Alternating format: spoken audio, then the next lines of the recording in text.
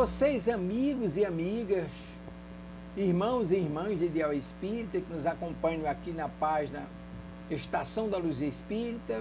Nossos sinceros agradecimentos pela sua companhia. Suas vibrações, sua atenção, seu apreço são a razão de ser desse trabalho que nós estamos apresentando aqui na página Estação da Luz Espírita. Reunimos aqui aquilo que entendemos ser o melhor acervo possível para seu estudo, sua pesquisa, seu lazer, tudo sem fins lucrativos. O objetivo é exatamente esse, é a divulgação da doutrina espírita. E ainda vamos reproduzir na sequência o programa das irmãs Rita de Cássia, Helena de Fátima, Ruth Silva, Rosângela Borim, Sueli Gaudioso e Amélia Silveira. Programa Espírita, estudo aprofundado do livro Memórias do Suicida, o suicídio de Jerônimo de Araújo, Colônia de Maria de Nazaré, na web rádio Estação da Luz de Natal. Muitíssimo obrigado pela sua companhia e vamos a esse excelente programa.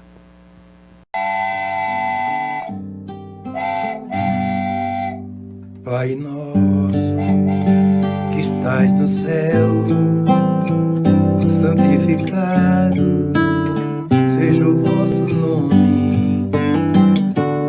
Venha a nós o vosso reino, seja feita a vossa vontade, assim na terra como no céu, assim na terra como no céu. O pão nosso de cada dia dai-nos hoje, ó Senhor. Perdoai as nossas dívidas, assim como perdoamos aos nossos devedores. Não deixeis cair em tentação, mas livrai-nos de todo o mal. Não deixeis cair em tentação, mas livrai-nos de todo o mal.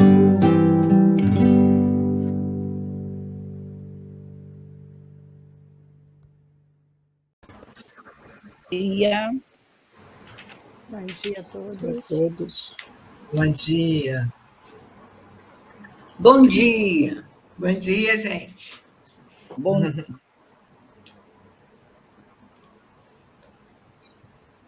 Eu não estou conseguindo. Abriu, Helena. Estamos te ouvindo, Fátima. Tenta abrir para mim, porque eu não estava conseguindo. Abriu, já abriu. Está aberto. Vocês prendem aí quando eu tento soltar aqui, não consigo. Bom dia para todos. Como sempre, né, a máquina, a nós nos adaptando à máquina. Abre aí, fecha aí, e é assim mesmo, ainda mais um programa ao vivo. Então, é com muita alegria renovada e nos nossos corações, a todos nós que aqui estamos, o retornar toda quarta-feira para estudar esse livro, estudar essa obra magnífica que é o Memória de um Suicida. Então, para quem está nos acompanhando, para quem está iniciando, nós estamos na primeira parte, no capítulo 5. Então, nós fazemos esse... Não, é 4 ainda. Esse aí não terminou, não. Só segunda-feira que está no 5. Isso, boa. Olha como é bom trabalhar em equipe, isso mesmo. Mas é tanta coisa, né, Helena, que a gente não sabe se está ainda ou está voltando, né? É verdade.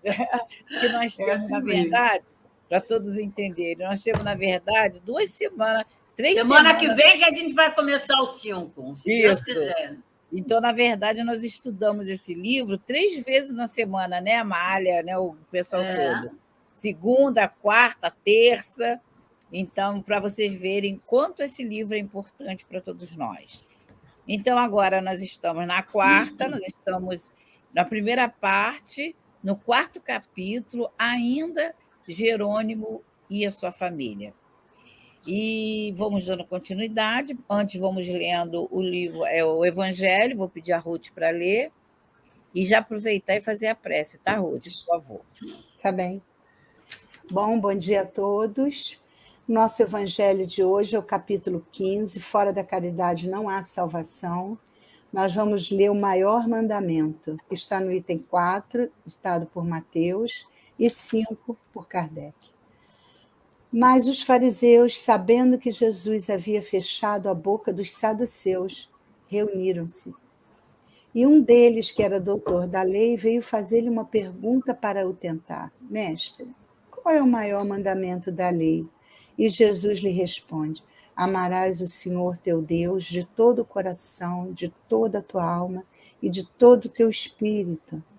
Esse é o maior e o primeiro mandamento. E eis o segundo, que é semelhante ao primeiro: amarás o teu próximo como a ti mesmo. Toda a lei e os profetas estão contidos nesses 2 mandamentos. Aí diz-nos Kardec: caridade e humildade, esse é o único caminho para a salvação. Egoísmo e orgulho, este é o da perdição.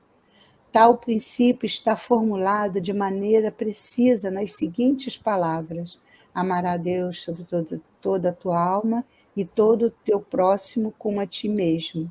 Toda a lei e os profetas estão contidos nesses 2 mandamentos. E para que não houvesse dúvida na interpretação do amor a Deus e do amor ao próximo, acrescentou: e eis o segundo mandamento, que é semelhante ao primeiro.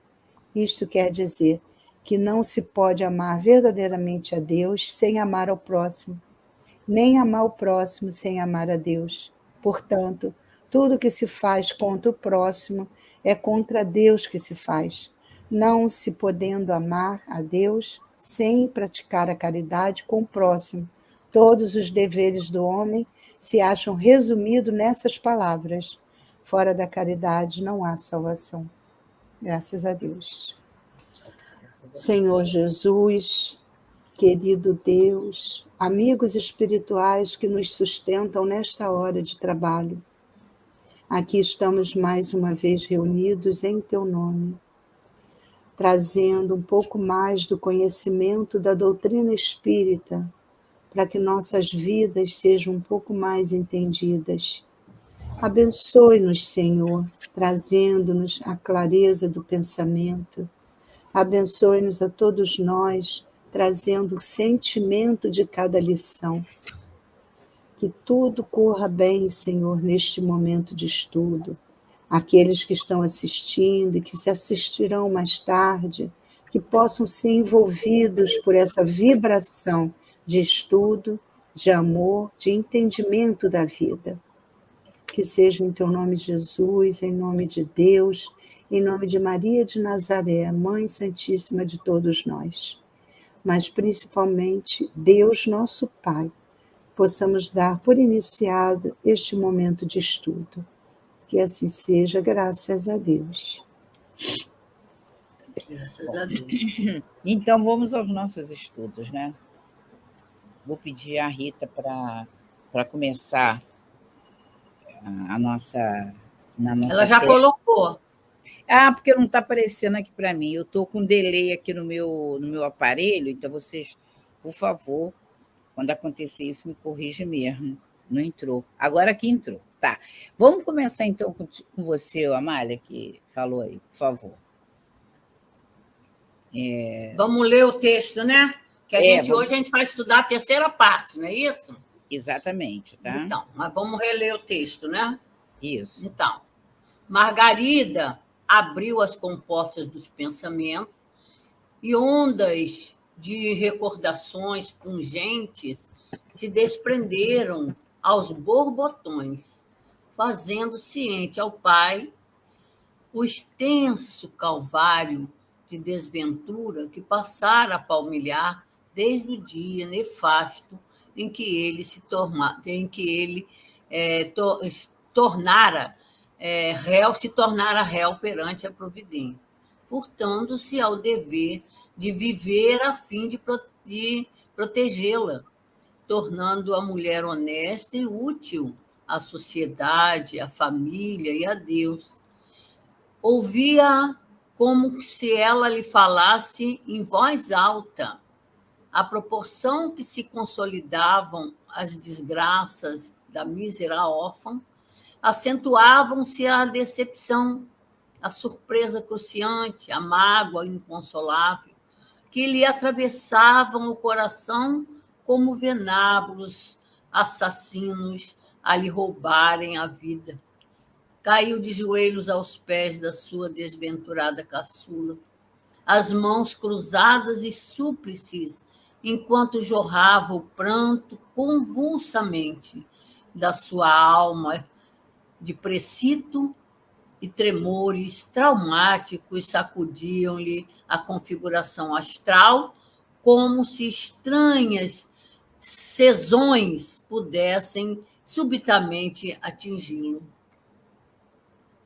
E foi nessa humilhada posição de culpa que o pupilo da Legião Excelsa recebeu o supremo castigo que as consequências do seu ominoso e selvagem gesto de suicídio poderia infligir à sua consciência.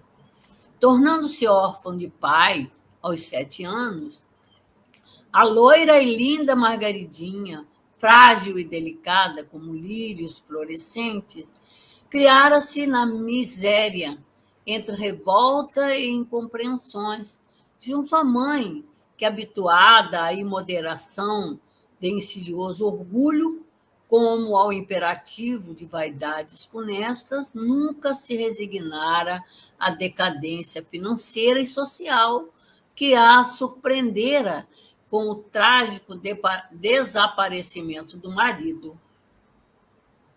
Isso mesmo. Aí, Então, palavras-chave. Não, mas aí a gente já...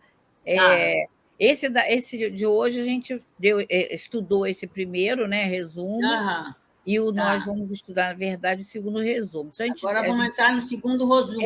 Mas só para a gente fazer um resumo rápido desse primeiro, ali a gente viu a questão lá de Leon Denis, no capítulo 14, que é a questão da vida sucessiva da memória, né? A Margaridinha teve todo aquele retorno à infância. Então, Leon Denis, nós estudamos isso. Quem quiser rever pode ver no capítulo 14. Aí apareceu a questão da culpa. Lembra que nós estudamos a autopunição, as inseguranças, uma série de coisas. Nós estudamos sobre os órfãos, falamos até sobre o ECA, né, no Brasil, que tem toda uma necessidade de se seguir esse estatuto. Trouxemos o livro da Joana, Conflitos Existenciais. E aí a gente avançou. Hoje nós vamos nos ater mesmo a esse segundo relato, que vai começar com a Zulmira.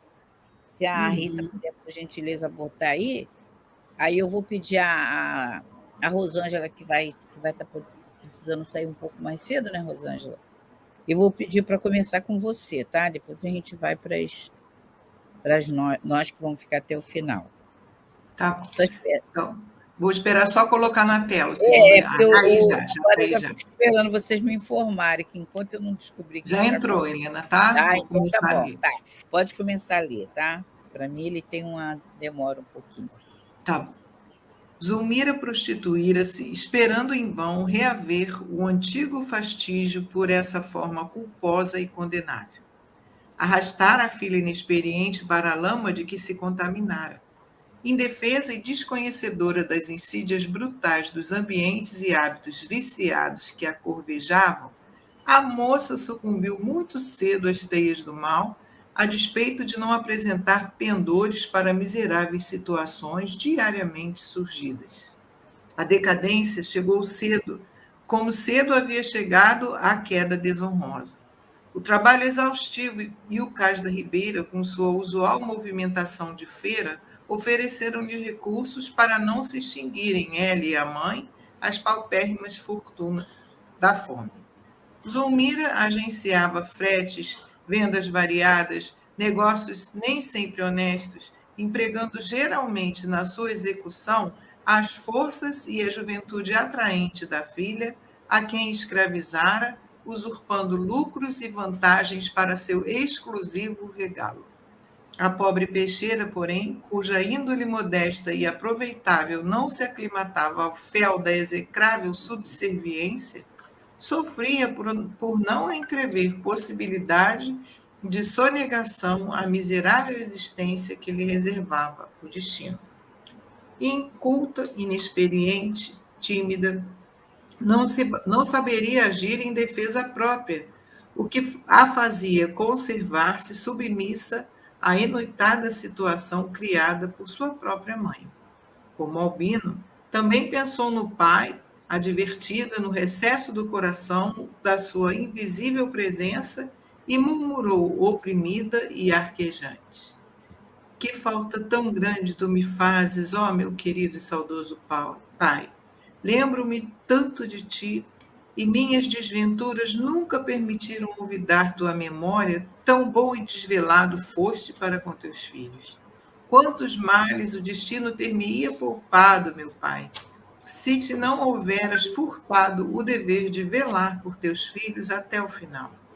De onde estiveres, recebe as minhas lágrimas, perdoa a peçonha que sobre teu nome involuntariamente lancei, e compadece-te das minhas ignóbeis desditas, ajudando-me a desentrançar-me desse espinheiro cruciante que me sufoca, sem que nenhuma fulguração de esperança libertadora venha encorajar-me.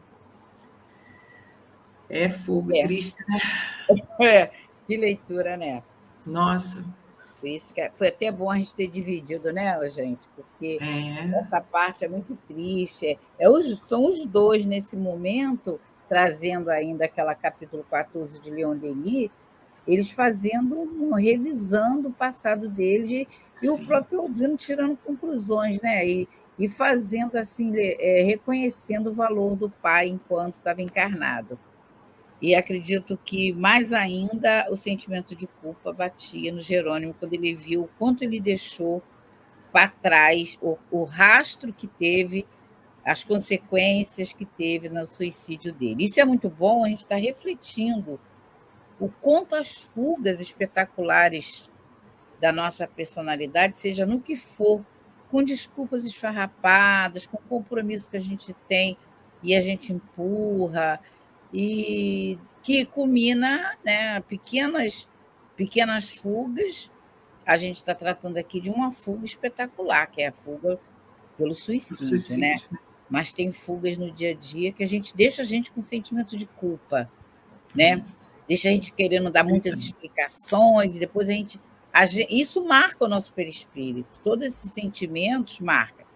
Então, vamos ver o que é que nós separamos aí nas palavras-chave e vamos começar já a refletir. A gente trouxe aqui algumas questões do Livro dos Espíritos, a gente traz aqui também outras obras para a gente tá vendo, né? A personalidade de Zulmira. Vamos ver, então, aí as nossas palavras-chave, né, Sueli? Sim. Então, aqui é o que a gente vai trabalhar aqui hoje, nessa manhã. Bom dia a todos. Eu ainda não falei. Que a paz de Jesus esteja entre nós. Graças a Deus que a gente começa a nossa manhã falando, então, do nosso livro mestre aqui, né? Então, a Zulmira prostituíra-se, a gente vai falar desse tema, vamos falar desse trabalho exaustivo que ela fazia lá no Cais da Ribeira, junto com a menina, e ela usava os lucros e vantagens, principalmente da prostituição e da menina, trabalhando e vendendo coisas a frete, usando essa menina para obter lucros. E aí a esperança libertadora. Eu acho que esse tema aqui de esperança que mais me chamou a atenção no finalzinho dessa leitura, que eu fiquei assim meio bastante impactada quando ele fala, Camilo fala assim, a menina falando que desse espinheiro cruciante que me sufoca sem nenhuma fulguração de esperança libertadora. Olha. É o finalzinho. E a gente sem esperança É o fim realmente, né? Porque eu me lembrei, quando eu li esse pedacinho aqui que me chamou a atenção nesse momento, me lembrei lá de Emmanuel falando no livro, agora, fugiu o nome do livro, mais... 2000 anos? Não, o primeiro deles. Ele fala assim, ama, trabalha e perdoa. Mas ama, espera e perdoa. Se você não esperar, não tiver esperança... Foi o que a Abigail falou para ele, né? Não é? Ele fala para a Abigail... do Paulo Estevão que você está falando, eu entendi você falar. Paulo Estevão, desculpa. Não quero ficar velha assim não, Helena. Não é? Então, no Paulo Estevão, exatamente. Que a conversa é essa, para você amar, esperar, quer dizer, você tem que ter esperança na vida, né? E depois perdoar. Essa sequência sempre chama a atenção da gente, porque a gente, sem esperança, sucumbe ao destino, né? Isso que você está trazendo, desculpa interromper, isso que você está trazendo é de extrema importância, porque é a nossa postura do dia a dia. Se a gente ficar no dia a dia extremamente humano, nada vai se conseguir, que é o caso dela, dessa leitura que você fez. Mal sabe ela que por trás tem todo um benfeitor, toda uma equipe do hospital, da colônia Maria de Nazaré, que vai providenciar recurso para elas, que nem a gente está passando por situações que a gente passa o tempo inteiro, esse momento que o mundo está vivendo. Se a gente se colocar como mulher de pouca fé, o tempo inteiro a gente vai estar nessa situação. Então, sem esperança, né? Esperança, a proposta da doutrina e a proposta desse livro é justamente isso. Olha quanta coisa está sendo arregimentada por trás e ela nem imagina. Foi bom você ter tocado nesse assunto. Sim, assim, eu vejo assim, a dificuldade de se ver como espírito imortal, onde o sofrimento parece que não vai acabar. Então, quando a gente tem essa visão que o Espiritismo nos traz de espírito imortal, sabendo que a gente tem outras oportunidades, que aquele momento é de dor, mas que temos uma vida imortal para sempre, e temos muitas oportunidades, a gente não tem o motivo para não ter esperança. Isso daí me chamou bastante atenção, porque era uma menina, uma jovem, e um jovem desesperançado assim, está bem longe do que a gente pretende com o espírito imortal, né? Uma outra comparação, no caso lá do livro Entre a Terra e o Céu, a Evelina, ela estava passando numa situação muito difícil na casa dela, o irmão dela tinha morrido, a mãe tinha morrido, a madrasta estava deprimida, o pai desolado. Ela, com 15 anos, sabe o que ela fez? Ela não se deixou levar por isso. Ela sentou na cama dela, ela orou, pediu a Deus que viessem socorrer. Só que ela pediu a mãe. Mas não importa. Quando o André Luiz vem falando da prece refratária. A oração dela foi até a colônia de onde ela reencarnou. Então, a gente vê posturas diferentes. E sempre a prece... Nada de desespero em qualquer situação, é a recomendação que a gente tem de Jesus e de Kardec. É a fé da tamanho da mostarda e Kardec, a fé raciocinada. Vamos dar continuidade? Quer falar, Rita? Sim, entrou uma pergunta. Quanto a gente tem que agradecer, né, Helena? Quanto a gente tem que agradecer, né? Essa doutrina maravilhosa. Nossa, mãe. Chegou uma pergunta bem no tema que vocês estão trazendo nesse momento. A pergunta está vindo de Goiânia, Goiás, é Janete Pedro Dias, que eles estão querendo saber o seguinte: nesse caso, até onde a culpa do suicida, até onde há a culpa do suicida sobre os atos translogados de toda a sua família? Muito bem. Vamos responder isso aos poucos, porque essa resposta é muito complexa. A gente vai ver algumas questões que vai entrar aqui agora do Livro dos Espíritos, que vai começar. Primeiro, a gente vai ver com o Livro dos Espíritos Se ele... Não, naquele caso não tem jeito, a pessoa tem que fugir. Vamos ver o que o Livro dos Espíritos está falando aí para a gente. Fala aí, Ruth, por favor. Onde inicia aqui o item 1.4, Zulmira prostituíra-se arrastando a filha. Embaixo vem Livro dos Espíritos. Isso. Vamos ver o que os Espíritos estão falando sobre isso.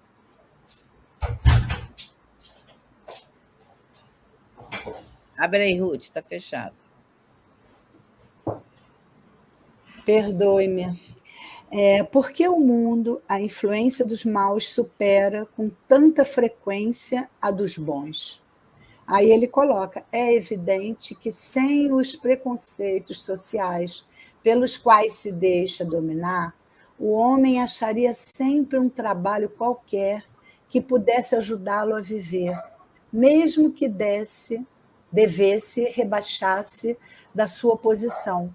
Mas dentre as pessoas que não têm preconceitos ou que os colocam de lado, não há as que, então, na impossibilidade de prover as suas necessidades, em consequência das doenças ou outras causas, independentes à vontade dela. É uma pergunta, né? Olha que pergunta. Essa aqui é uma nota do Kardec, né? A nota do Kardec. Então, mas olha se não se encaixa justamente em relação a ele. Ah, sim, é a pergunta, desculpa.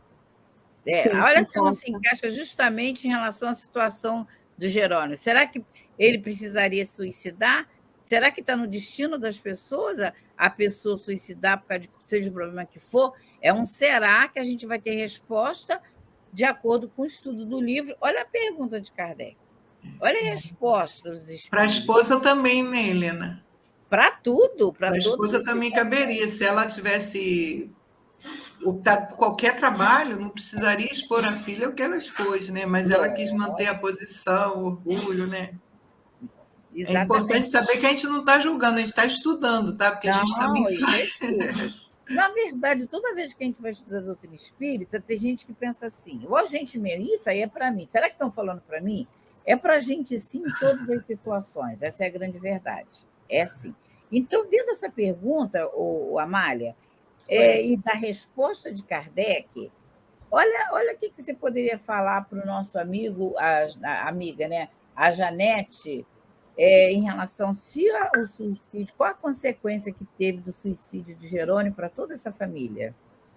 É que, por exemplo, né, quando acontece uma situação dessa, a família toda está envolvida. E a família toda vai estar assim, está doente, a família está doente. Quando um elemento está em desequilíbrio, né? Principalmente ele como o chefe da família, como condutor da família, né? É como que desestruturou um prédio. Tirou a estrutura de um prédio, né? Por exemplo. Então, todos que estão ali sofrem as consequências. A diferença vai estar no nível evolutivo de cada um. Isso. Mas não deixa de ter a responsabilidade, né? Ele não deixa de ter a responsabilidade em todas as consequências na atitude de cada elemento da família. A atitude da Zulmira, a atitude da Margaridinha, a atitude do próprio filho, como que se perdeu.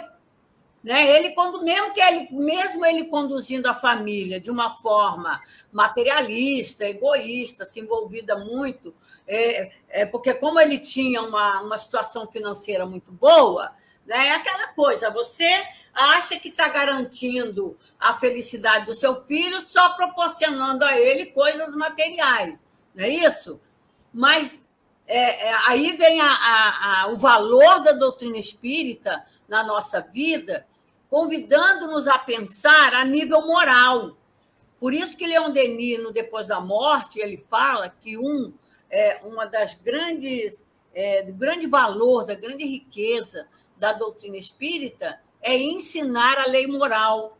Porque você vê, então ali há toda uma preocupação de... Até mesmo a Zulmira, ele mantinha lá com o dinheiro todo o luxo, todo o luxo dela, o egoísmo dela. A filha, ele como ele tinha um amor muito extremado por aquela menina, era fazendo as suas vontades, dando o melhor para ela, tudo, assim como o garoto, né?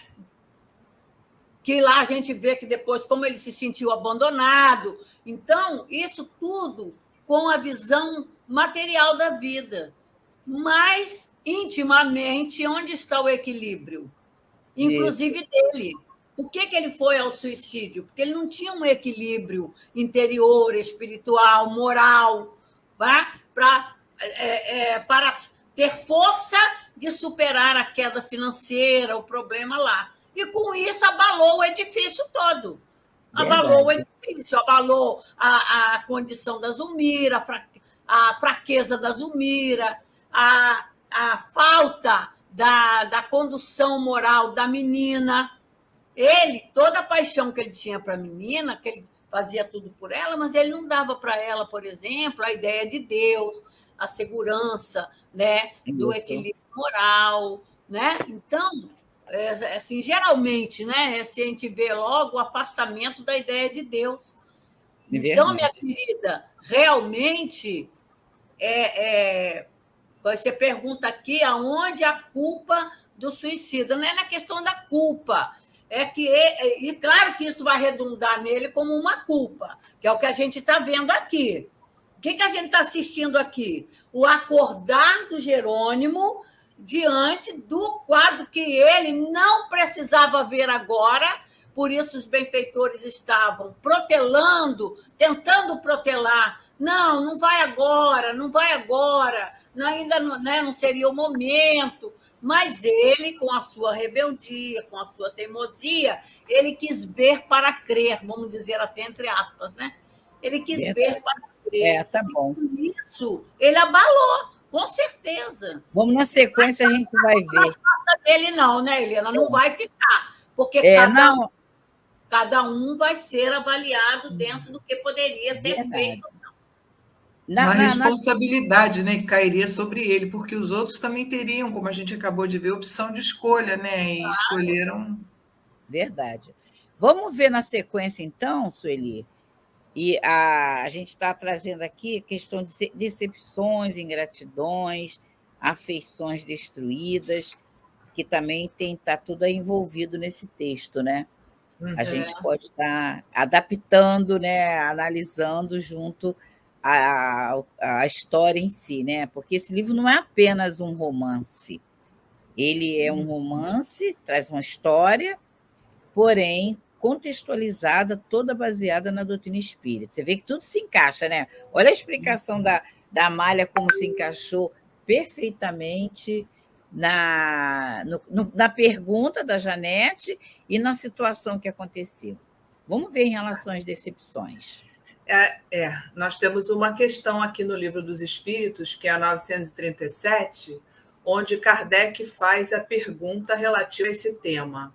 Ele faz a seguinte pergunta: as decepções que nos fazem experimentar a ingratidão e a fragilidade dos laços de amizade não representam também para o homem insensível uma fonte de amargura?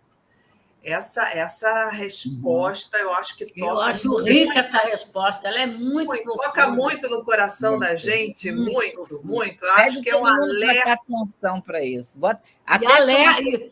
E além do alerta que a gente recebe aí, né? Um alerta muito forte, porque muitas vezes a gente sofre ou comete a ingratidão, às vezes até assim, por pequenas palavras, por movimentos.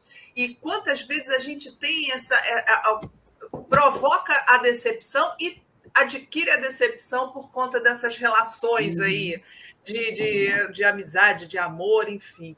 Vamos prestar atenção na leitura aqui que os espíritos nos trazem nessa questão, que eu acho que resume, não pode se falar melhor do que eles, obviamente. Verdade. Ele fala assim: sim, mas nós vos ensinamos a ter compaixão dos ingratos e dos amigos infiéis. Eles serão mais infelizes do que vós. A ingratidão é filha do egoísmo e o egoísta encontrará mais tarde corações insensíveis, como ele próprio foi. Lembrai-vos de todos aqueles que fizeram mais bem do que vós, que valeram mais do que vós e foram pagos com ingratidão. Lembrai-vos de que o próprio Jesus foi ridicularizado e menosprezado enquanto vivo, tratado como hipócrita e impostor, e não vos espanteis de que o mesmo aconteça convosco. Que o bem que fizeste seja a vossa recompensa nesse mundo, e não vos importeis com o que dizem disto aqueles que o receberam. A ingratidão é uma prova para a vossa persistência em fazer o bem. Isto vos será levado em conta, e aqueles que vos desprezaram serão tanto mais punidos por isso, quanto maior lhes tenha sido a ingratidão.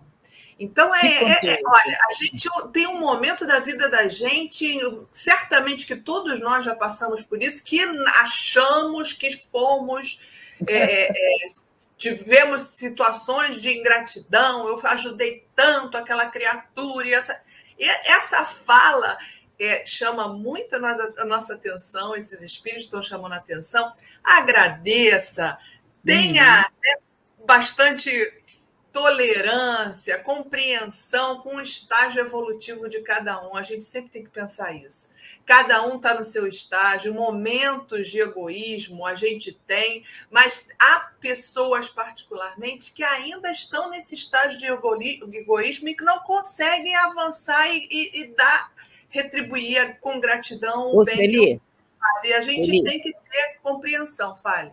Se você colocar ali, por que a gente está trazendo isso? Por causa da queixa da Margaridinha e do filho. Porque é assim que a gente vê. Quando a gente começa a aprender doutrina, a gente começa a aprender que não existe vítima. Ah, tadinho, tão lourinha, tão bonitinha. Mas é um espírito que reencarnou no local que precisava. Não é isso? Quem falou? Foi você? Espírito imortal. Eu que falei. Isso. Ah, tá. Um espírito imortal. Porque isso aí é a grande sabedoria que a doutrina espírita vem trazer para a gente. No mundo, a gente acha sempre que a situação são ingratos, que a situação não deveria ser assim. A gente não sabe qual é toda a conjuntura reencarnacionista daqueles filhos dele. Não estão ali por um acaso. Não estão passando por aquilo ali porque são vítimas. Existe vítima, Ruth, nas situações da vida? Depois eu quero dar um exemplo, tá? Depois da Ruth. Tá. Não, depois da Ruth eu vou entrar com a Rosângela, porque ela vai sair, depois você entra, tá? Pode ser assim? Pode. Tá bom. Hein, Ruth, né? Isso não existe? Na realidade, não existe vítima mesmo. A única coisa que a gente tem que prestar muito bem atenção é de não olhar o outro como se ele tivesse a obrigação de estar passando por aquilo.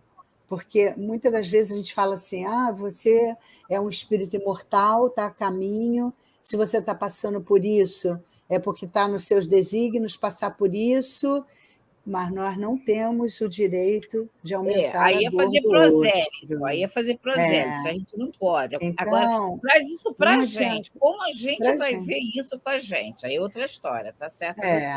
Aí o que acontece? Por exemplo, eu não estou passando pelas vicissitudes da vida simplesmente porque fulano é que fez, ciclano é que não me ajudou, eu não tive apoio da mãe, eu não tive apoio do pai, eu não tive nada disso. Eu não tive, foi cabeça mesmo para recordar as coisas que estavam lá dentro de nós. E cada vez mais eu acredito naquela orientação que diz você tem que se conhecer muito profundamente, para você ver que tudo que você passa não é por passar. Aquilo está no seu desígnio para passar, e se não tiver, é porque no meio do caminho você não entendeu alguma coisa que aconteceu. E aí a gente tem que se aprofundar mesmo, não só viver a vida material, tem que viver a vida espiritual. Essa é a necessidade maior. Cumprir o dever, né? Vamos cumprir o dever. Trazer sempre para a gente a nossa cota, porque em qualquer situação da vida, na vida de relação, a Amália trouxe uma coisa muito importante, e que o que ela trouxe tem muito em serviço social. Eu não sou da área de assistência social, mas acaba que a gente, por trabalhar as obras assistenciais, a gente acaba lendo algumas coisas sobre serviço social. E é muito comum, sabe, Amália, deles dizerem que quando um dos membros da família está vulnerável, toda a família está vulnerável. Isso é de serviço social, que você falou. O alcoolismo é assim, né? Você imagina com suicídio. Imagina com suicídio. Antes de passar para a Amália, Rosângela, dá tempo de você também fazer uma reflexão? São 7h07 ainda, 7 lá. Tá só 7h30, hoje é 7h30. Tá bom, é que eu estou sem a hora aqui na frente. Agora que eu vi, são 7h09. Fala, Rô. Assim, eu sempre penso que é claro que influi, uma Amália sempre coloca isso quando ela fala de família, né? Claro que a criação, uma criação opressora, que ofenda, claro que vai influir nesse adulto que vai se tornar um adulto inseguro, visão de uma vida. Mas quando a gente tem a doutrina espírita, mais uma vez a gratidão imensa a esses espíritos luminares que nos ajudam a entender isso, a gente sabe que aquilo ali não é por acaso, é porque a gente precisa daquilo para aprender. Mas é um entendimento que hoje ainda é da minoria. A maioria se revolta, a maioria fica a vida inteira culpando o outro, sempre a culpa é de alguém, como você falou ainda agora, Helena, sempre se justificando, se justificando, sem parar para fazer aquilo culpado, né, Rosângela? Arrumando um culpado para tudo. Sempre culpando alguém, exato. Não fazendo aquilo que você lembrou, Ruth, que é olhar para dentro, conhece-te a ti mesmo. Tem alguma maneira de nós conseguirmos vencer isso? Está lá, Santo Agostinho, conhece-te a ti mesmo, Sócrates já o dizia. E é isso, é a gente se avaliar, bom, reconheço, como é que o Espiritismo tira o sofrimento das nossas dores? Tira o sofrimento quando a gente usa a fé raciocinada. A gente pensa, é isso mesmo, foi muito ruim, foi uma experiência horrível, mas isso não pode ser um gatilho, como a Ruth gosta tanto, para fazer eu sair por aí justificando tudo que eu faço que não está certo e que eu já sei que não está certo, porque já dói. Até em quem faz sem conhecimento, quando faz uma coisa errada, aquilo incomoda, mas como ela não está nem aí, o que ela faz? Ela baixa para baixo e continua. Então, assim, para nós que temos a doutrina, é muito importante nós meditarmos bastante nos assuntos que nós estudamos. O conhecimento é exatamente para nos permitir fazer essas avaliações e ver que direção nós estamos dando, porque não tem desculpa mais, né? Eu vou ter que dizer, tá bom, eu sabia, eu errei sabendo, que é muito pior do que não ter o conhecimento, né? Então, a doutrina, na verdade... É mais cobrado. A quem é dado, muito mais será cobrado. Mais cobrado. A doutrina, para a gente, funciona como uma imensa terapia, né? Isso. É uma escola, né? A escola uma da escola alma. De alma, então, escola de alma. Não é isso, Sueli? A gente sempre fazendo esse paralelo com a leitura, né? A gente traz para a gente, mas a gente tem que estar sempre vendo. Essa reflexão inconsciente que a Margaridinha fez e que Albino fez, a gente tem que só, coitadinho, mas a gente está vendo que eles são espíritos ainda muito humanizados, né? Muito humanizados no sentido assim, de muita só a vida, só a questão da vida. Aí a pessoa fala assim, mas eles não tiveram conhecimento, mas a lei está na consciência. Nem aquele que não teve educação do lar, quando tem essa postura, significa a escala espírita, porque a lei está na consciência. Se fosse assim, só quem é cristão que poderia chegar a essa conclusão. E nós temos visto que a bondade divina não é só para quem teve contato com esse conhecimento. Até porque tem muitas vidas, né? Não teve agora, mas pode ter tido no passado e vai ter no futuro. Mas o despertamento da alma, ele vai na própria lei, na lei das reencarnações, na lei da consciência que está, da lei que está na consciência. Então, de qualquer forma, na verdade, não existe desculpa. O que existe é posicionamento. Qual é a posição desse espírito? Ainda é de ignorância. Seria isso, Sueli? A gente poderia... Pois é. Essa questão aqui está falando na 937, está analisando justamente o caso específico da família ali em si, onde os filhos terão que ter compaixão por esse pai, que ele está chamando isso exatamente, tenho que ter perdão e compaixão pelo erro do meu pai. E o pai, por sua conta, ele tem que ter a reavaliar, como foi colocado bastante, as questões todas que ele provocou realmente, causando tantas tristezas e tanta ingratidão. Então, tudo tem o seu foco no egoísmo. Sempre ali o foco é egoísmo. O pai agiu com egoísmo e os filhos estão sentindo a ingratidão do pai também pelo próprio egoísmo. Então, essa compreensão é que o Espiritismo está nos concitando a ter compreensão para quem né, comete crime, porque ele ainda está no estágio evolutivo ainda, né, difícil, ainda está no egoísmo. E nós também, que ainda somos imperfeitos, não temos condição de julgar ninguém, né?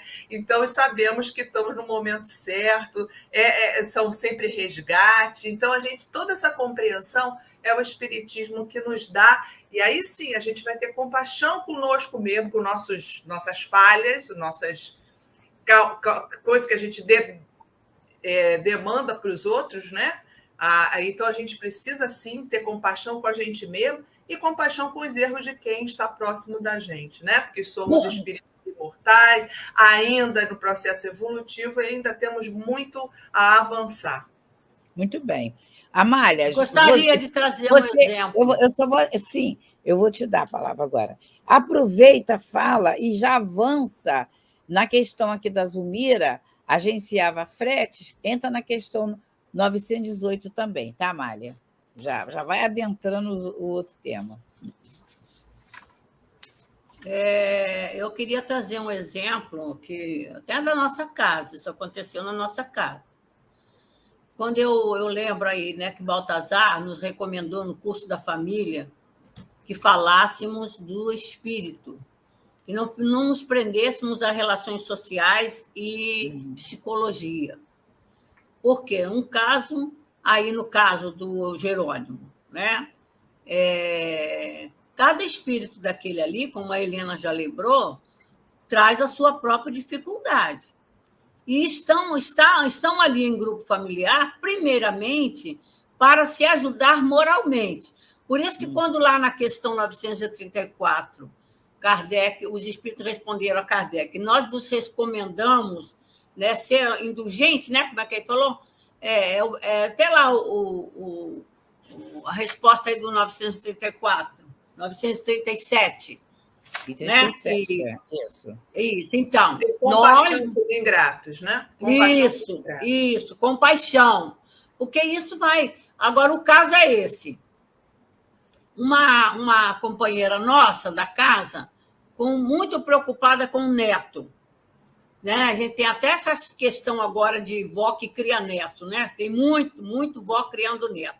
Na verdade, o papel da criação é dos pais, não é isso? Então, isso, a misericórdia divina até vai relevar muita coisa por conta disso. E exatamente o exemplo que eu quero trazer. Na família, no caso da família da companheira, eram os pais irresponsáveis. Muito irresponsáveis. E ela carregava aquela preocupação excessiva com aquele neto, e ela escreveu muitas vezes para o doutor Herman, e chegou um momento em que ela teria que deixar o neto viver com os pais. Né? Então, ela escreve para o doutor Herman, e o doutor Herman diz assim para ela: lembre-se que ele tem os pais que ele precisa. Uhum. Muito bem lembrado. Então, por que isso aí? Então, ele não mandou ela assumir o neto, mandou ela lembrar que ele tinha os pais que ele precisava e que ele tinha que conviver com aqueles pais. A gente não entende isso. Então, a gente não pode interferir na escolha. Você pode interferir até um certo limite. Não, mas você pode colaborar. Quando a mãe, os avós começam a se intrometer na vida do neto, tirando a ordem, principalmente, da mãe, mesmo que a mãe está dando ordem meio distorcida, você tem que chamar a mãe, que é a sua filha, e falar com ela. Entendeu? Falar com a mãe. E não você interferir com isso. Como assim? Não é desmentindo, né? Não. Tirando a autoridade da mãe. Tirando a autoridade do pai. Até o respeito, né? Isso, porque não há, por acaso, nas ligações de pais com filho. Não é por acaso. Foi um mecanismo da lei que atraiu eles. Eles buscaram. Eles tiveram necessidade de serem atraídos. Até nas ligações fortuitas é assim. Agora você vê, nós precisamos ter essa visão. Porque, para entender isso, tem que falar de espírito imortal, tem que falar das complicações daquele espírito. Que, naturalmente, nessa família aí, estavam sob a responsabilidade do Jerônimo e da Zulmira, aqueles filhos. Sim, sim. Tá? Então, toda a consequência dolorosa da vida deles vai redundar numa responsabilidade daqueles pais. Aí, hein, Amália, muito bem falado, aí a gente entra, para todos nós aqui, na questão... Bota aí. Na questão 918, em relação a caracteres do homem de bem. Aí a gente vai ver que a questão de responsabilidade e culpa é tudo dividido, porque qual é a caracteres da Zulmira? Então, essa parte de qual é o caráter dela é com ela. A parte do Jerônimo é o ato dele, mas que cada um tem uma parcela. Por isso a gente está trazendo essa questão que eu vou pedir. Vou pedir a Ruth para ler, tá? Aí depois a gente vai dando opinião. Leia para a gente, Ruth, essa 918, que é muito importante. Será que ela não quer? Tem uma pergunta. Mas tem uma pergunta em cima da sua fala também, Amália. A pergunta, tá bom. Fala aí. A pergunta está vindo de São Paulo, do centro de São Paulo, é o Jeremias Barreto, e ele quer saber o seguinte: Jerônimo também será responsabilizado, por exemplo, na prostituição de Zulmira? Ela transmitiu doenças sexuais que levou morte para muito e destruição de muitas e várias famílias. Ele também vai ser responsabilizado por tudo isso? Vamos ver. Vamos ver no estudo, Amália, aí a gente vai adaptando essa questão do bem. Tá bom. Né? Porque não se sabe, não se pode confirmar se ela transmitiu, se não transmitiu, aí é muito hipótese, né? Lê para a gente, o Ruth, que vai ser respondida, tá, Amália? Lê para a gente essa questão, para a gente avançar aí nessa personalidade aí da Zulmira. Tá. A questão é 918, do Livro dos Espíritos. Aí ele pergunta: através de que sinais pode-se reconhecer no homem o progresso real que deve elevar seu espírito à hierarquia espírita? Responde: o espírito prova sua elevação quando todos os atos de sua vida corporal representam a prática da lei de Deus e quando compreende antecipadamente a vida espiritual.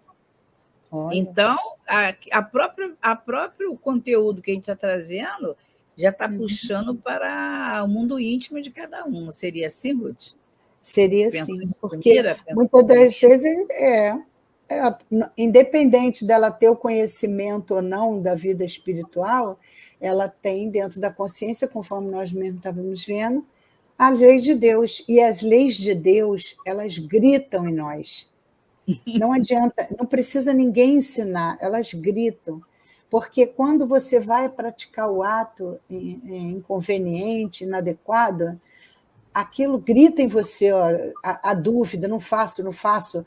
Quando tiver esse tipo de sentimento, é a lei de Deus ali impondo para você o respeito. Aí vai ser questão do teu livre-arbítrio. Você faz ou não faz. Então, para você ter essa hierarquia, você tem que cada vez mais entender essas leis de Deus. Sim. E independente da situação que se viva, é como eu acabei de falar, a lei de Deus grita em nós. É só a gente parar também para prestar atenção. Nós não estamos prestando atenção na vida. Estamos só vivendo. Aí, pegando esse teu gancho aí de prestar atenção na vida, na continuidade dessa questão, Kardec diz assim, ó, o verdadeiro homem de bem... Achou aí, Sueli? Sim, o verdadeiro homem de... não quer que eu leia? Sueli, achou aí? Sim. Isso daí a gente vai estar no Evangelho, no Homem de Bem mesmo, né? Lá no capítulo 17. O verdadeiro homem de bem é aquele que pratica a lei de justiça, de amor e de caridade na sua maior pureza. Essa é a palavra, na sua maior pureza, para a gente acordar aí, hein? Se interroga a sua consciência sobre os atos praticados, ele se perguntará se não violou essa lei. Se não fez o mal, se fez todo o bem que pôde. Se ninguém tem motivos para dele se queixar, enfim, se fez aos outros tudo o que desejaria que fizessem a ele. Então, lá no Evangelho, segundo o Espiritismo, capítulo 17, a gente vai entender o que é o homem de bem e a gente vai nos colocar, é uma avaliação, autoavaliação, para saber, tem vários itens. O que você é, se você é homem de bem mesmo? A primeira lei é essa, a lei de justiça, de amor e de caridade, mas é na maior pureza, porque a gente acha que a gente é muito justo, que a gente acha que a gente ama demais, mas não é na maior pureza. Né? A gente só ama os nossos filhos, a gente só é justo a nosso favor, e aí a gente é caridoso só entre ali para quem me ajuda, para quem me dá a retribuição. Então, é uma análise bem profunda de que ponto você está da sua escala evolutiva. Se você está fazendo realmente, praticando a lei de amor, de justiça, de caridade, mas na maior pureza, é a pureza divina. Esse é o caminho evolutivo. A gente ainda não está nessa maior pureza, ainda não estamos no exercício, estamos aprendendo.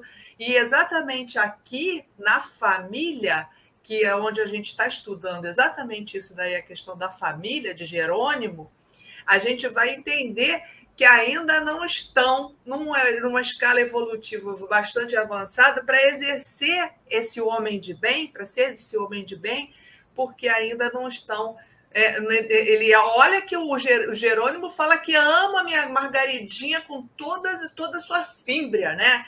Mas ele ainda não ama na maior pureza, é a pureza divina. Ele ama só o seu, ama mais, e não ama de verdade porque ele até saiu da vida, porque ele não se amava a si mesmo.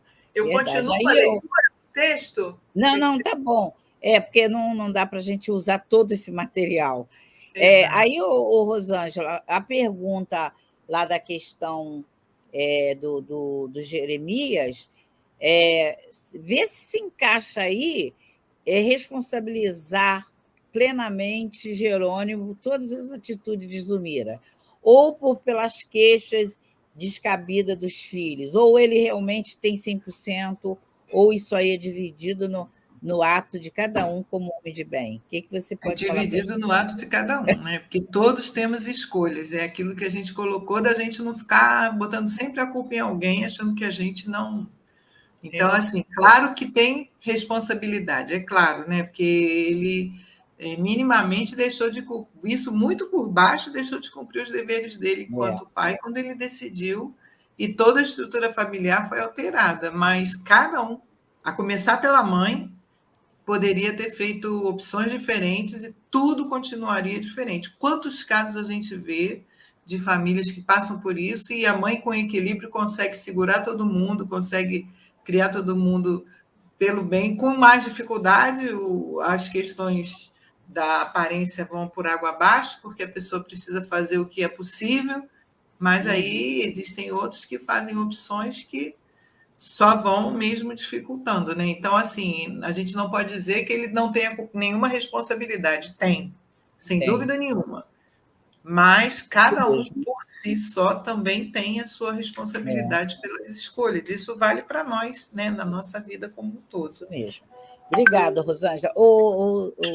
Amália, na tua experiência, na tua visão, pode também fazer uma reflexão para o Jeremias em relação a essa pergunta dele, né? Eu só me lembro que uma vez Baltazar falou: a mulher é o sustento para o marido e o marido para a mulher. Então, não existe casamento por acaso. Então, ali existia uma Zulmira, um espírito Zulmira com uma fragilidade muito grande nessa área da sexualidade. E ela precisava de uma família com um equilíbrio, com um marido que a conduzisse. Entendeu? Então, para ela não cair. Uma grande maioria de mulheres na nossa humanidade é assim. Porque você vê há quantos séculos, milênios, a humanidade, a sociedade vive um desequilíbrio na área da sexualidade, né? Principalmente na questão da mulher, muito grande. Então, no casamento, existe essa proposta, né? O marido vai ser o apoio da esposa, a esposa ser o apoio do marido, né? Só quem tem que enxergar isso a nível moral. Então, no caso, ele, por exemplo, não vou botar culpa no Jerônimo, vamos ver o quadro. É quando a gente não está aqui botando culpa no Jerônimo, nem que o Jerônimo é culpado de tudo. Não é. Mas existe uma proposta de família que aquele grupo familiar estava junto para se ajudarem uns aos outros. Né? Então, por exemplo, eu vou pegar um exemplo direto dele, da Coelho com a Zulmira. A Zulmira, um espírito frágil. Um espírito que, nessa área, ela tem a sua fragilidade, a sua fraqueza. E ele, como é que ele, vou usar o termo, alimentou a vida da Zulmira? Dando a ela todo luxo, né? Toda a riqueza. Porque quando não existe o conteúdo moral na educação, isso desde o início do filho, você não está modificando o caráter dela. O que Kardec falou? O que Kardec falou da verdadeira educação? A reforma do caráter. Essa é a proposta da família. Então, na reforma do caráter, né, você vai ajudando a pessoa a conter suas tendências, né? Então, quando você começa a fazer a vontade do filho, e aí vamos pegar Jerônimo com a Zulmira, fazendo toda a vontade da Zulmira, porque ele tinha condições financeiras para isso, né? Tanto que ela nem cuidava dos filhos diretamente, né? Ela pensava nela. Então, na verdade, ele alimentou o egoísmo da Zulmira. Volto a dizer, não estou dizendo que é culpa, estou dizendo que é dentro do mecanismo. Ele simplesmente alimentou nela a vaidade, o egoísmo, viver no luxo. Então, quando ela se viu sem isso, as tendências dela veio à tona, porque ela precisava buscar o luxo, ela foi habituada àquilo. Entendeu? Na questão, entre aspas, não vou nem botar culpa, vou botar da responsabilidade de Jerônimo com Zulmira, foi exatamente isso. Ele deu a ela um tipo de vida que não mexeu no caráter dela, não mexeu nas tendências dela. Então, quando ela se viu sem essa fonte de renda, desculpa a expressão, ela ficou desesperada. Tanto que ela foi explorar a própria filha. Veio à tona dela a realidade egoística, vaidosa, que ela trazia em seu espírito e que foi alimentado com aquele tipo de vida que ela teve. Entendeu? Então, entendi. Indiretamente, ele vai responder. Diretamente. Ô, Amália, isso aí se encaixa naquela lição, na nota de Kardec, da 685, sobre a questão da educação, desculpa, quando ele diz assim, olha, desculpa, gente, eu estou com um pigarro horrível. Quando ele diz assim, ó, a desordem e a imprevidência, que foi o que aconteceu com Jerônimo na administração, na gestão da família, a desordem e a imprevidência são duas chagas, que só uma educação bem compreendida pode curar. Aí está o ponto de partida, o elemento real do bem-estar, a garantia da segurança de todos. Ordem e previdência. Pelo contrário, eles não tinham nem ordem nem previdência.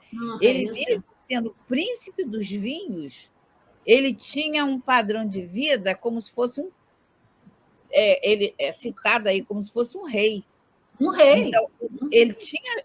não era questão de bem-estar é um direito de todos. Os excessos é que entra na questão da desordem e da imprevidência que Kardec vem trazendo. Isso está... Porque a gente pensa que educar é só com o filho, é só os pais com o filho. Não. Numa vivência familiar, estamos todos nos educando uns aos outros. Com certeza. Por isso que Bezerra fala que é trabalhar trabalhando-se. Então, os pais têm que aprender com os filhos, assim como os filhos estão aprendendo com os pais. A mulher com o marido com a mulher. Você falou, então, já. A proposta do contexto familiar é essa. Por isso que eu brigo lá no centro, entre aspas, com essa história de que esse programa da família aí tem que mudar porque as coisas agora estão tão novas, tão modernas. Falei, mas a gente não está estudando as leis da sociedade, a gente está estudando a família na visão espírita. Quer dizer, verdade. A família na visão das leis divinas. Isso não muda nunca. Isso não muda. Isso mesmo. Então, olha só, Sueli, Ruth... E lembrando também que ela sempre tem o livre-arbítrio, né? Ela tem o livre-arbítrio, independente dessa situação que foi provocada, ela a escolha dela foi essa, né? Sim, né? Olha só, entrando nesse link aí, Sueli, de escolha, nós estamos trazendo aqui um questionamento muito interessante que diz assim: que falta tão grande tu me fizeste, ó querido e saudoso Pai. O que a gente está trazendo aqui?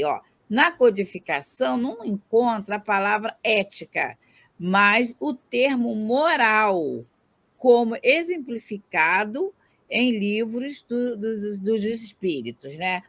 Efetivamente, existe a tênue diferença entre ética e moral. Já é atestado, né? Aí a gente vem trazendo aqui a questão de Cícero, quando trouxe a questão da ética, e a gente traz, eu vou pedir a Sueli para estar puxando aí para a gente esse estudo aí, que, segundo a doutrina espírita, existe a questão da moral. Pode falar para a gente sobre isso, Sueli? Assim, a gente estuda muito, né?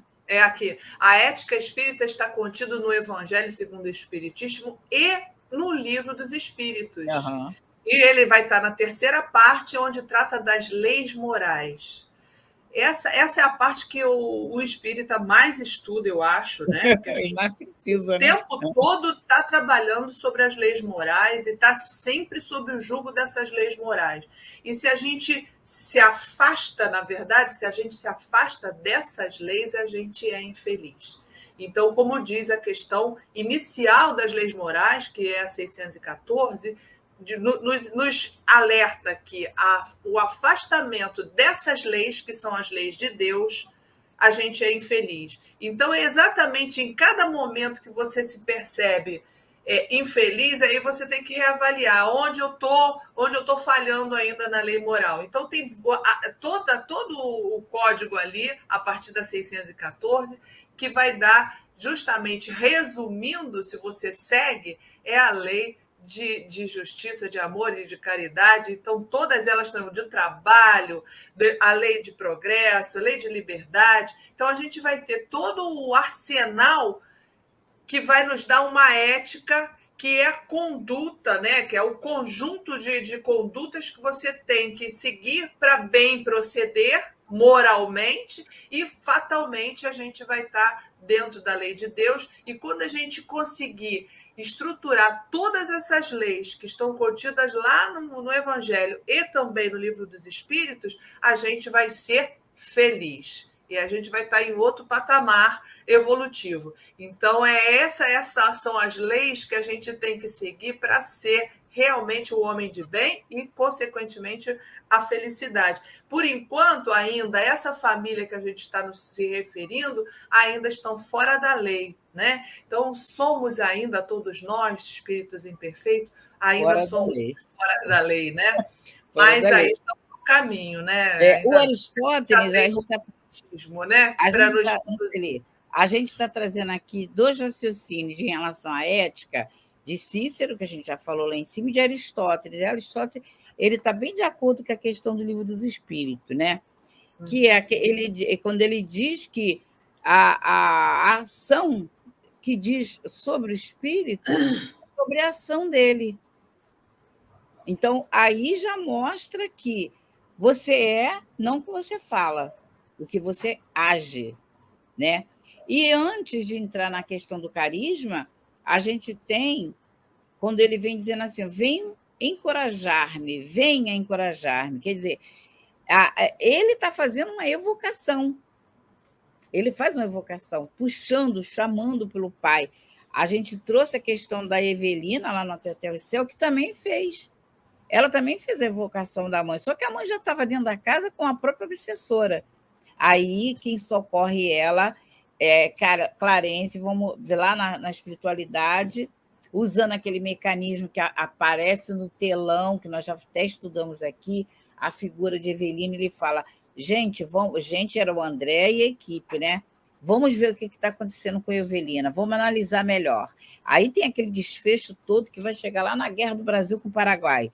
Mas, voltando para aqui, na questão aqui sobre a questão da evocação, que está aqui, que a gente está trazendo no Livro dos Médiuns, baseado nessa fala aqui do filho, quando ele vem, venha encorajar-me, meu pai. Está lá no relato do Memórias, a gente que está fazendo esse link. É um tipo de evocação, não é, Amália? Como está aí o Livro dos Médiuns? Claro, porque a avó está lá no papel do pai. Uhum. O filho, mesmo o pai está morto, ele não sabe como é que o pai está, porque ele nem tem noção disso. Nem tem noção. Mas na lei da vida, quem socorreria ele seria o pai. A criança é ensinada a buscar o apoio no pai. Né? Às vezes o pai não está nem aí para ele, mas ele sente a necessidade do pai. E mesmo o pai, lá o Jovelino, né, o nome do menino, o filho do Jerônimo, ele ali... Albino. Ele ali, ele não tinha noção do que o suicídio colocaria o pai dele nessas condições tão difíceis no plano espiritual. Mas, para ele, quem poderia socorrer ele seria o pai. Pai, por que o Senhor nos abandonou? Pai, venha me socorrer. Isso é lei da vida, no mecanismo da família. Entendeu? Por isso que é a família que tem que ser estruturada na sociedade para que a sociedade possa ser equilibrada. Então, assim como a Margaridinha, pai, por que me abandonaste? Então, busca o pai. Aí a importância dessa figura. Aliás, está saindo eu vi ontem na televisão uma reportagem, que acho que vai sair no Globo Repórter, se não me engano, por que os filhos criados longe do pai buscam, querem saber quem é seu pai. Então, buscam, não se conformam, principalmente quando vai chegando a uma certa fase da vida. Isso porque, gente, está lá no livro Vida em Família, o papel do elemento masculino pai, assim como o papel do elemento feminino mãe na vida do filho. É autoridade e amor. Esses 2 elementos que faz o equilíbrio do filho. Muito bem. E outra coisa, deixa eu só recomendar aqui mais uma coisa. Aí eu vou ficar quieta. SOS Família, de Joana de Ângeles. Fala dos pais, fala do papel dos pais, e fala do papel da mãe e do pai, fala dos filhos para com os pais. Tudo ali, Joana traz uma riqueza de ensinamento. Verdade. Que encarnado ou não, é uma evocação. Ruth, lê para a gente essa questão aí do Livro dos Médiuns, porque isso é também um tema muito importante, para a gente ter muito cuidado com quem a gente vai evocando. Então, é sempre elevar o pensamento. Leia para a gente, Ruth, por favor, do Livro dos Médiuns. A questão é 282. sobre as evocações. A evocação é para os espíritos uma coisa agradável ou penosa? Eles vêm de boa vontade quando os chamam? Aí ele responde: isso depende do caráter deles e do motivo pelo qual são chamados. Quando o objetivo é louvável e quando o meio lhes é simpático, a evocação é para eles uma coisa agradável e até atraente. Os espíritos sempre ficam felizes com a afeição que se lhe demonstra. Há alguns deles para quem comunicar-se com os homens representa uma grande felicidade e que sofre com o abandono em que são deixados. Mas, como eu já disse, isso depende igualmente do caráter deles. Entre os espíritos há também misantropos, que não gostam de ser incomodados e cujas respostas se ressentem de seu mau humor, principalmente quando são chamados por pessoas que lhes são indiferentes, pelas quais eles não se interessam. Um espírito, muitas vezes, não possui qualquer motivo para atender ao apelo de um desconhecido, que lhe é indiferente e que quase sempre é motivo pela curiosidade. Se ele vem, em geral, apenas faz curtas aparições e menos que haja um objetivo sério e instrutivo na evocação. Antes de você falar, Ruth, vamos lembrar que Teócrito falou para Jerônimo: você não está preparado para ter contato com a tua família. Olha Kardec, olha aqui, ó, Kardec trazendo essa questão. Ele não estava preparado. Foi exatamente isso que eu lembrei na hora que eu estava lendo. Porque nós vimos isso, né? Ele não estava preparado e na teimosia resolveu ir. Talvez, eu acredito que se ele tivesse mais bem preparado, né, ele teria encarado essa forma de ver os filhos dessa forma, né, muito melhor.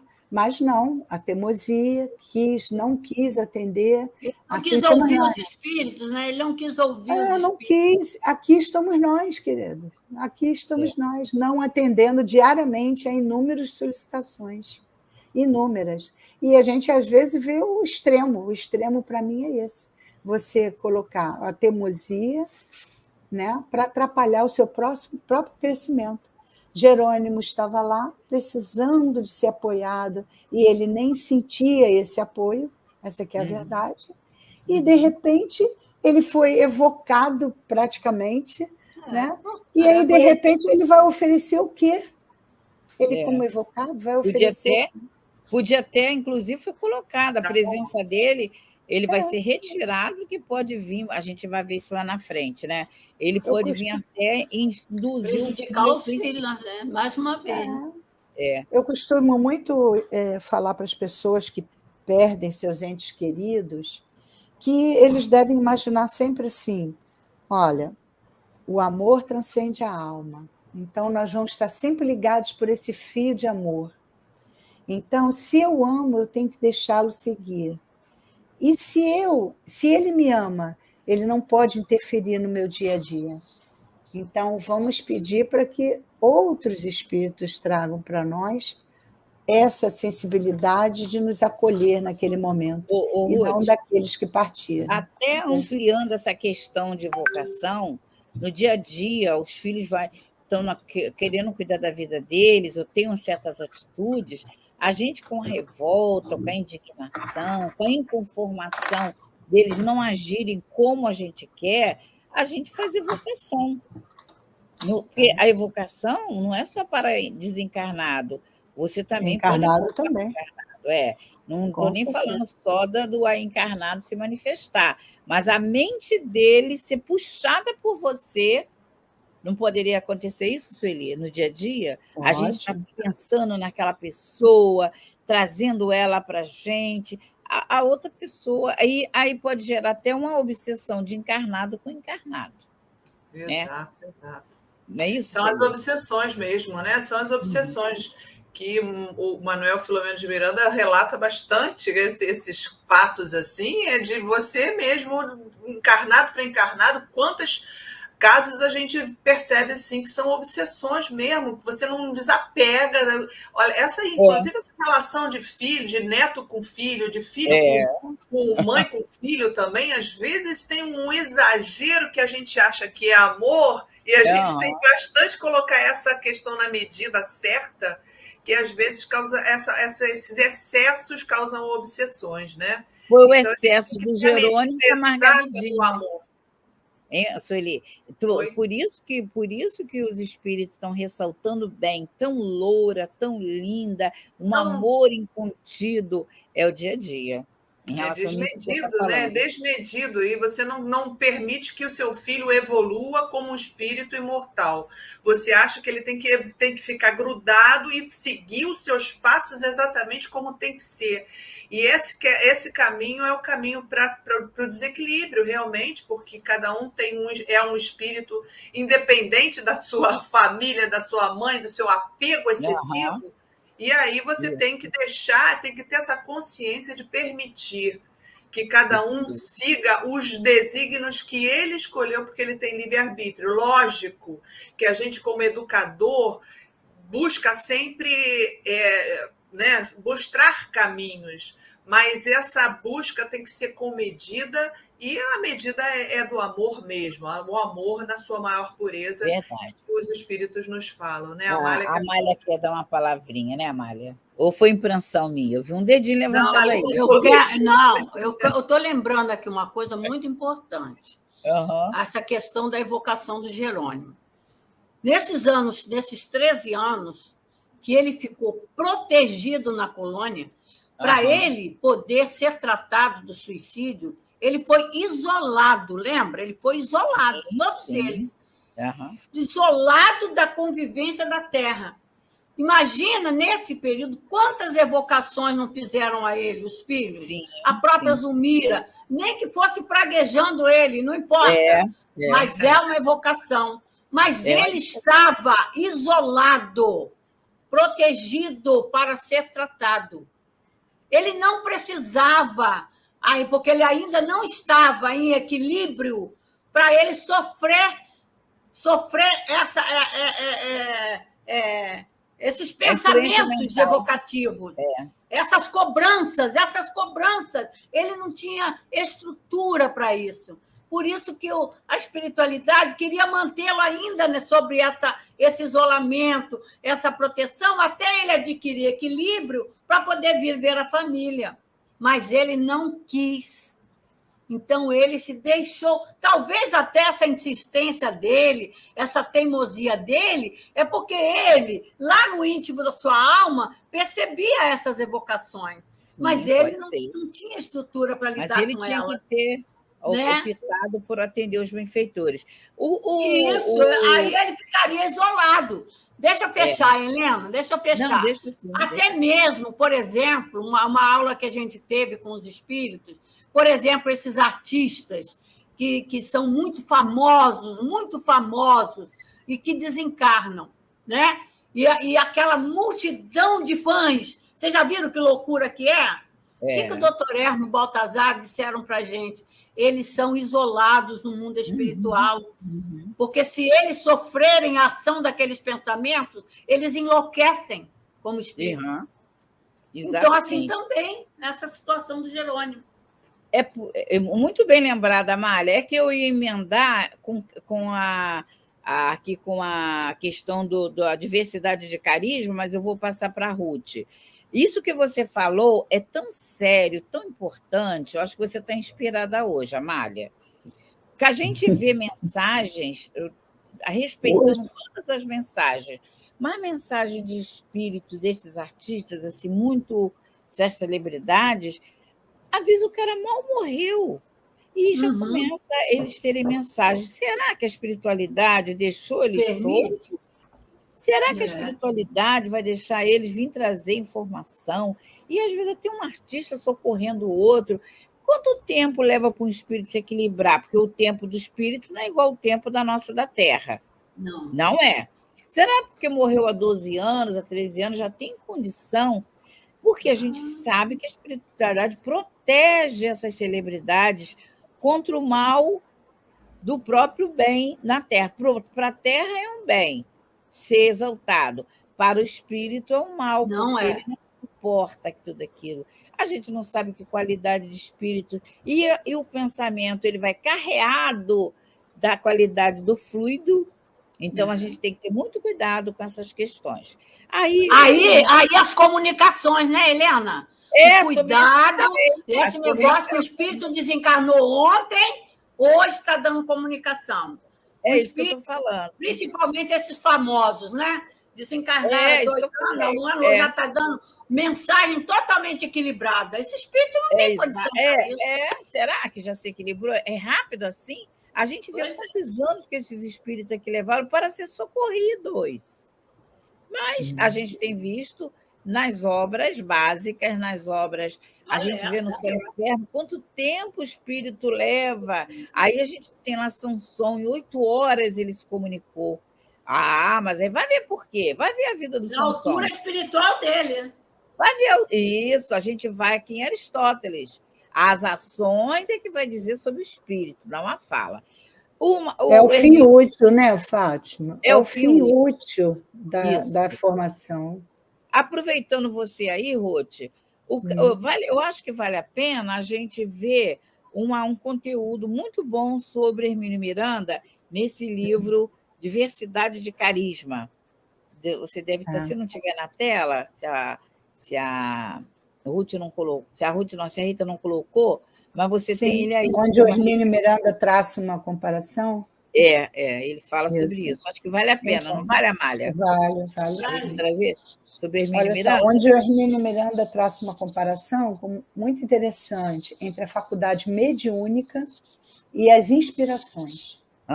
Uma inspiração no campo da mediunidade e também pela transmissão entre esses dois, e o serviço está intensa mediúnica, um de cada outra modalidade mediúnica, como nomeou captação e interpretação. Esse é o ponto. Esse é o ponto, a captação e a interpretação. Faz uma confusãozinha nessas duas, né? Maneira como se organiza a modalidade mediúnica de cada médium é responsável pela captação, interpretação e também pela transmissão. Ele entende, inclusive, que a transmissão entre esses dois elementos é o serviço mais delicado, que depende de uma maneira mais intensa das qualidades da mediunidade, da maneira como se organiza e a modalidade mediúnica única em cada um, de cada um. Aqui tem uma nota muito interessante, que é, como disse Jesus, quando estiverdes orando, se tens alguma coisa contra alguém, perdoa. Aí ele aqui coloca tanto a interpretação de Jesus como a captação, quando você pega um espírito que ainda não está muito bem entendido como vai se comunicar. Isso a gente vê muito em mesa mediúnica, né? Que você traz o espírito e, às vezes, você não interpreta muito bem o que ele fala de princípio, porque faz essa confusão entre a captação e a interpretação. E a gente tem que estar bem... Justamente, Ruth, a gente está trazendo isso aí justamente por causa dessa transmissão. O processo e o mecanismo vai acontecer de Jerônimo para Chile. Agora, o problema não é só o mecanismo da comunicação, é a captação, a interpretação e a transmissão. Esse é um estudo muito sério que Hermínio Miranda faz e que a gente tem que estar com muito cuidado, porque quando a gente colocou aí, quando Jesus trouxe para a gente, você já até percebeu que a gente tinha colocado isso, né? Quando estiveres orando, se tens alguma coisa contra alguém, perdoa. Muito cuidado com o pensamento que você vai transmitir para o outro. O outro vai captar. E a Amália, Deus me livre, a Maria Helena, muito cuidado, ela vai captar. Não vai, Amália? Por isso, Fátima, que eu vejo sempre como esse tipo de transmissão, você tem que estar sempre preocupado com o viés do amor na hora de transmitir. Sim, por causa da questão do perdão aqui que Jesus está falando. Para o pensamento não tem fronteiras. Não tem fronteiras. A gente está trazendo exemplo daquela família ali, que a hora que Jerônimo fosse transmitir, ele captou a angústia dos filhos, a hora que o mecanismo aconteceu, mas a hora que ele fosse transmitir, ele ia transmitir carreado de tristeza, de mágoa, de fluidos ainda miasmático. E qual é o bem que ia fazer para eles? Qual é a utilidade? Porque a mediunidade ela tem que ser útil, que o mecanismo existe. Desde que o homem tem cérebro no planeta, essa transmissão do mundo espiritual com a população do mundo encarnado, ela é a lei, é um mecanismo natural de atração, de ligação e de sintonia. A gente está aprendendo, por isso eu estou trazendo nós estamos trazendo o livro dos médios, vários autores, e dessa vez a gente contemplou Hermínio Miranda, para a gente estar entendendo captação, percepção e transmissão. Isso é sério, tem que entrar perdoar, tem que entrar serenidade, tem que entrar compreensão, ou então tira o foco daquela pessoa. Não é isso não, Amália? Está na hora de acabar. A Rissa saiu. Já cheguei aqui e o Tavares vai subir, que o Tavares tem um recado aí para a gente. Mas é isso mesmo, Eliana. É tudo aí mesmo. Captação é uma coisa, interpretação é outra coisa. E qual é a outra terceira palavra? Transmissão. Captar e transmissão. Por isso que as coisas não dão certo. Você capta e já quer saber tudo que faz, você não interpretou, você não avaliou, você não analisou. E transmite sem interpretação. No impulso. Você já transmite no impulso. Cuidado. Isso para encarnado ou desencarnado. Tem que você pensar. Você passa a sua ideia e não a ideia da mensagem. Da mensagem. Muito bem, muito bom. Eu adorei hoje, gente. Fala aí, vamos ouvir o Tavares aí. Vamos ver a transmissão que o Tavares tem para todos nós. Oi, meninas. Tudo bem? Mas olhe bem, eu adoro todo dia. Não sei se você adorou só hoje, eu adoro todos os dias, né? Obrigado, Tavares. Você é muito gentil. Mas, minha amiga, eu quero fazer um convite especial, que é o Web Rádio, mais um programa que a gente vai estrear. É sábado agora, a partir das 21 horas, o programa Espírita Você e a Mediunidade. E o tema vai ser o que é mediunidade. A responsabilidade e a produção desse programa é do Pronto-Socorro Espiritual Fabiano de Cristo, do Pronto-Socorro Espiritual Maria do Paulo. Eles faziam esse programa, esse estudo, em uma outra plataforma, e aí nós oferecemos, eles aceitaram o convite, e é mais um programa que vai estrear todo sábado, às 21 horas. Eu também quero fazer um convite especial, porque o meu amigo, irmão Samuel Magalhães, lá da FEB, da Federação Espírita Brasileira, é um grande estudioso do cristianismo primitivo, e ele vai fazer amanhã, a partir das 19 horas, aqui na Web, a última semana de Jesus. Estão trazendo dados bem interessantes, que muita gente desconhece da vida de Jesus, baseado nos textos do Evangelho do Cristo, também no Primeiro Testamento. Então vai ser um programa bem interessante. Quem quiser, amanhã, 19 horas, aqui pela Web Rádio Estação da Luz. Mas é muito trabalho, né, o Tavares? É muito trabalho, né? Temos muito que aprender, né? Muito. Também. Olha, cada texto maravilhoso que você coloca aí para virar programa. Não pode dizer que já não aprendeu. Lembre-se que a única função minha aqui é abrir a rádio, porque o crédito todo é de vocês. O adorei é para vocês. Obrigado, hein? Até mais. É trabalho em equipe, meu amigo, cada um dando a sua parte. Então, vamos lá, fechando, né? E para a gente fechar, eu só vou dar um destaque aqui em dois comentários sobre a família, que foi muito importante aqui na discussão de hoje. A nossa querida Leni Brito fala: a família é a base da sociedade, quando a vemos a sociedade desestruturada, olhemos as famílias. E a Rita Cordeiro nos fala também: educar é dar condições ao outro de ser quem ele deseja, mas em harmonia com a lei de Deus. Por isso, a educação intelectual não supera o valor da educação moral. Muito obrigada, nossas queridas, nossos queridos, a todos que estiveram conosco e a todos que estarão. Quarta-feira que vem a gente está de volta e amanhã nós temos o Espiritismo na Arte. Esperamos vocês. Momento da prece. Vamos lá, Helena? Devolvendo aí para vocês a prece. Faz para a gente, por favor, a prece final. Então, sim, unindo nossos pensamentos ao Mestre Jesus, com muita gratidão, a Maria de Nazaré e, acima de tudo, a Deus. E podemos, então, invocar nossos anjos guardiões, que estejam ao nosso lado, nos alimentando, velando por nós, que a gente possa sempre aproveitar esse momento de prece, esse momento de estudo, para sempre nos enriquecer, olhar para nós mesmos e velar por quem é necessitado. Que esses espíritos que saíram da vida através do suicídio tenham a certeza de que estão sendo protegidos, que Deus não desampara ninguém.